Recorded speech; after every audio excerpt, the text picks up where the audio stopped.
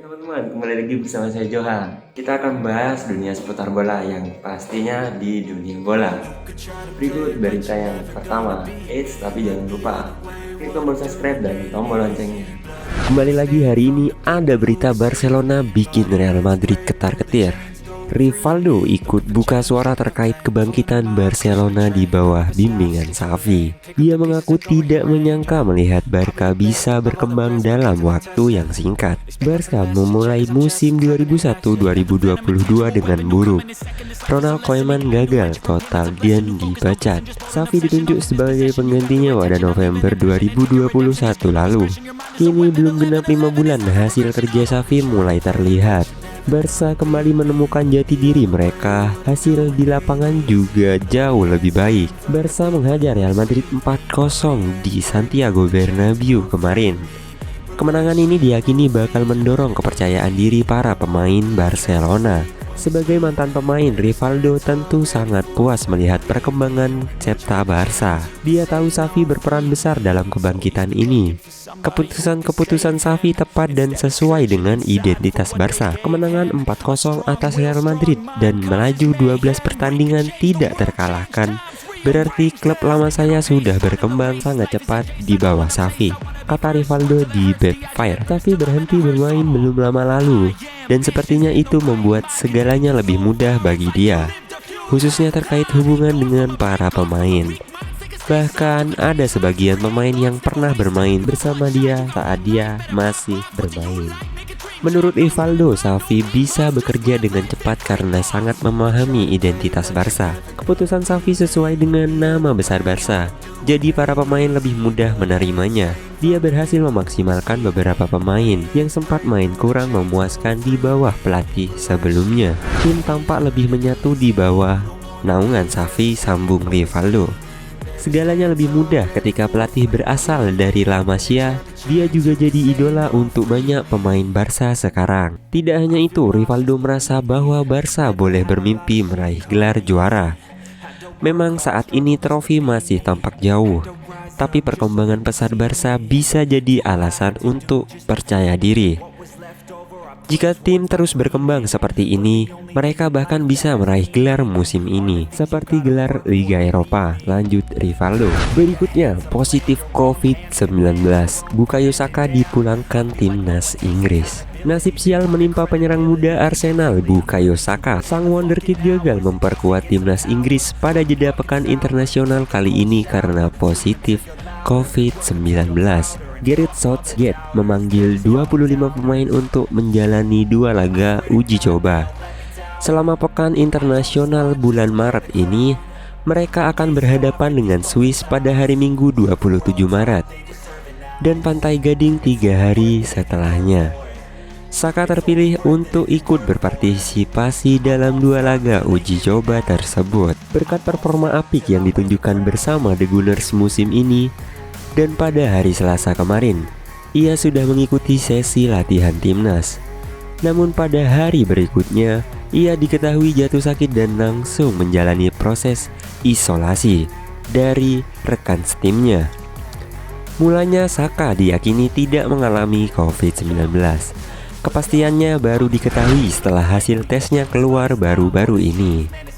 Begitu dinyatakan positif COVID-19, timnas Inggris langsung mengambil langkah dengan memulangkan Saka.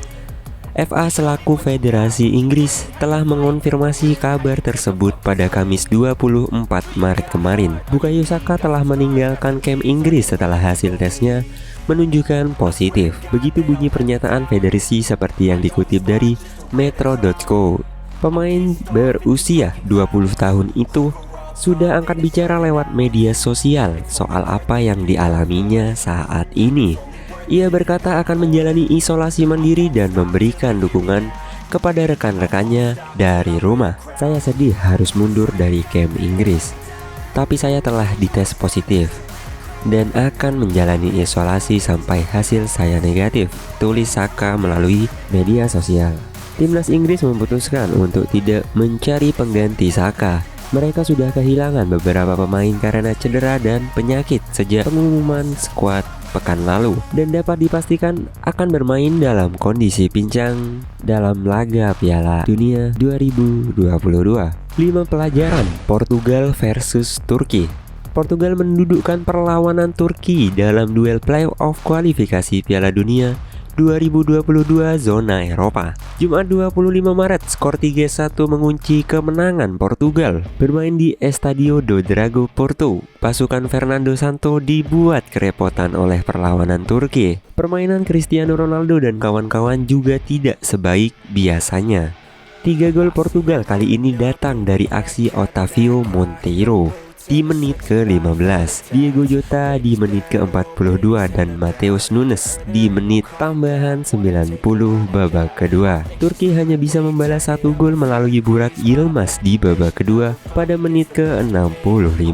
Kemenangan ini mengantar Portugal ke partai final playoff dan akan berduel dengan Makedonia Utara untuk 1 tiket ke putaran final Piala Dunia 2022. Kali ini Portugal dibantu faktor keberuntungan. Mereka tidak bermain maksimal karena absennya banyak pemain penting. Ronaldo juga tidak bisa berbuat banyak. Yang pertama, kemenangan atas Turki mengantar Portugal ke final playoff kualifikasi Piala Dunia zona Eropa. Di laga final nanti Portugal bakal ditantang Makedonia Utara. Sekilas pertandingan ini bakal mudah bagi Portugal, tapi faktanya tidak demikian. Makedonia Utara baru saja menyingkirkan Italia. Melawan tim seperti Makedonia Utara ini justru bakal sulit karena ada banyak kejutan yang mungkin terjadi. Portugal harus ekstra waspada. Ronaldo tidak boleh lengah. Pelajaran yang kedua, Jota dan sundulannya. Diego Jota mencetak gol kedua Portugal di laga ini. Golnya tercipta di menit ke-42, momen penting untuk membantu tim mengontrol pertandingan. Menariknya, sumbangsih Jota kali ini menambahkan koleksi gol sundulannya.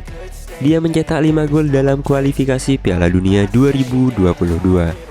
Kelimanya dari sundulan. Catatan ini cukup impresif mengingat Jota bukan pemain bertubuh tinggi, bahkan dia bukanlah striker murni. Pelajaran yang ketiga, Portugal tidak bermain maksimal di laga ini. Ada banyak alasan, salah satunya karena faktor absennya banyak pemain penting. Fernando Santos kehilangan banyak pemain penting. Ruben Dias cedera, Joao Cancelo dilarang bermain, Pepe terkena Covid, dan Ruben Neves cedera. Terbukti Portugal tidak benar-benar mengontrol permainan sepenuhnya. Turki sesekali mendapatkan momentum untuk mencetak gol balasan. Yang keempat, faktor keberuntungan. Turki mendapatkan kesempatan untuk menyamakan kedudukan jadi 2-2 di 10 menit akhir. Kala itu mereka mendapatkan hadiah penalti di menit ke-85. Sayangnya eksekusi Burak Yilmaz buruk. Portugal beruntung tidak kebobolan, bahkan bisa mencetak gol ketiga di ujung laga. Faktor keberuntungan memihak Portugal di laga ini. Masalahnya di laga final nanti mereka mungkin masih membutuhkannya. Dan pelajaran yang terakhir, yang kelima, ada harapkan pemain muda. Cristiano Ronaldo sudah belasan tahun jadi bintang utama Portugal. Kini usianya tidak lagi muda. Kontribusi Ronaldo sedikit menurun. Meski begitu, kehadirannya masih sangat penting di lapangan. Ronaldo jadi simbol kekuatan Portugal dan jadi panutan para pemain muda. Kala ini Ronaldo harus bergantung pada bintang-bintang muda Portugal. Tentu dia masih bisa berkontribusi dengan caranya tersendiri. Mungkin itu saja berita bola yang bisa kami sajikan buat teman-teman. Yang pastinya tetap stay tune di dunia bola. Jangan lupa like, comment, dan subscribe. Dan salam dunia bola.